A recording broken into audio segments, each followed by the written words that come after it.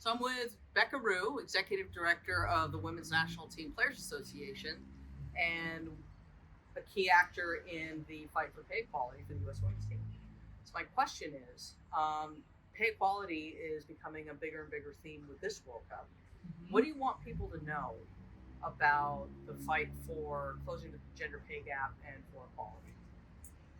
I want people to know that it's everybody's problem, really. When we talk about pay equality, it's really under a broader umbrella of economic justice. And so in order for us to have equality in a lot of different realms, people from different races, genders, etc., need to have access to economic opportunities that aren't just for straight white men.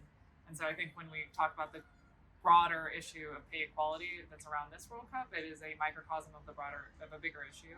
And so we hope that this becomes a catalyst not only in women's sport, but also in other industries as well. So one of the things that we tend to do every time there's a Women's World Cup is we kind of take stock on how goalposts have moved, mm-hmm. right? How do you think things have moved from the last Women's World Cup 2019 until now, 2023? What differences are you seeing with respect to the fight for equality and better working conditions? So much. I mean, Mary, you know this. Progress comes slowly and then it comes quickly. I mean, it was decades that you and your teammates were fighting for this, and then the current team and players, together with Cindy Pelicone, were able to agree upon something both for the past and the future to have equal working conditions and equal pay in the U.S. context. That, I think, also helped catalyze other players to believe, oh, actually, that is possible. And so players organized and asked FIFA through FIFA Pro to help equalize the working conditions here, and FIFA actually responded. And you have to give people credit where it's due.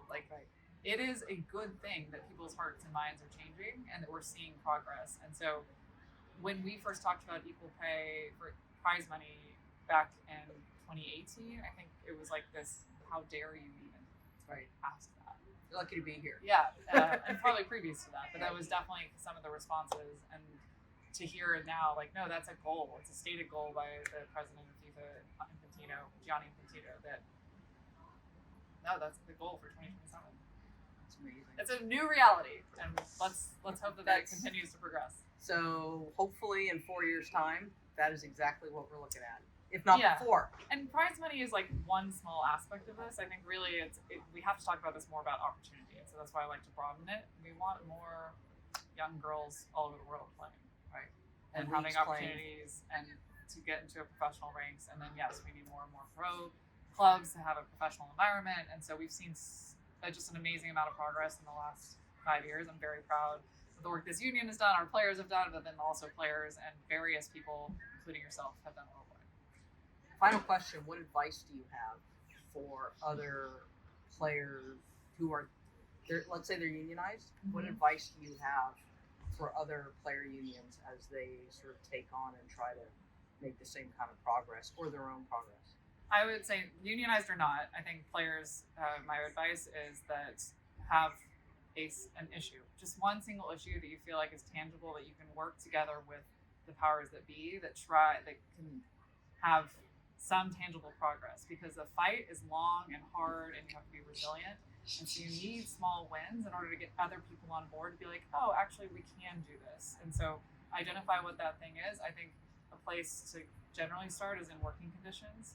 So looking at everything from what you're being served from a food standpoint, to the medical staff you have, to the technical staff and mats you have, to your travel standards.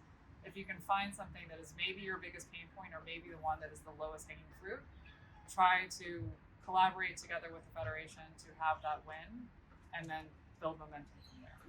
Great advice. Becca Roux, thanks so much. You're welcome, Mary. Harv, good to see you. Good Give me a hug.